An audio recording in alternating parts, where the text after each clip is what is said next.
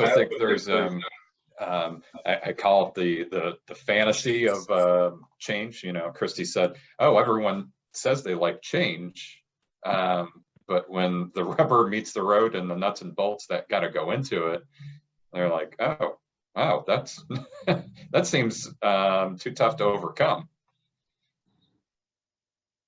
I always say no one likes change but a wet baby. So that's kind of where we start. And I mean, I completely agree. Change is, you know, again, it's just not something that's a comfortable space. And I think, you know, like Christy was saying, is that, you know, it's those talent discussions that we tend to, you know, a lot of times, you know, we do the performance, you know, do all the HR processes really well, but that talent discussion has to be a planned part of the process. And you know, if you think about it from a cultural standpoint of view and transparency, which, you know, every culture wants, you know, we always lead with a kind of an interesting question that I always really like. And, you know, I'll say, let's assume you're not working here, but you're doing the work that you're doing and you're building your dream team. Out of those that are in your people leadership right now, because that's where, you know, that's where the difference, the line difference happens, right? The people who are in your talent, your people leadership roles right now, who would you take with you? That's a big question.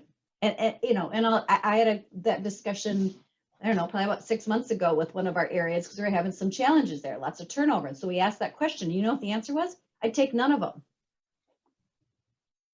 That's great insight. That's not a bad answer. Thank you for being transparent. We can fix that. So then we can look at those people and either skill up, we can assess talent, we can do all of those types of things. That's a team dysfunction, right? And so then how do we play off of that? And then how do we build the right team? Because, you know, so many times, and we all know this, that, you know, you're good at what you do, so then they assume that you can lead people. Those are two different skill sets. And, you know, we have to make it okay in everybody's organization to say, that's not what I do well.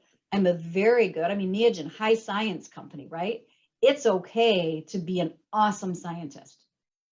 You don't have to lead people. You can come up a track and then there's a point where you say, I'm going to be technical or I'm going to be, you know, more people focused. And we have to make that okay, because if we don't, then our culture goes away. Because we got people who do not have people leadership skills in people leadership positions. And when we talk about all the stuff that we kind of talked through in this whole thing, if we don't have a good people leadership at that level, you know, all the way down the organization, culture change is going to be a lot harder.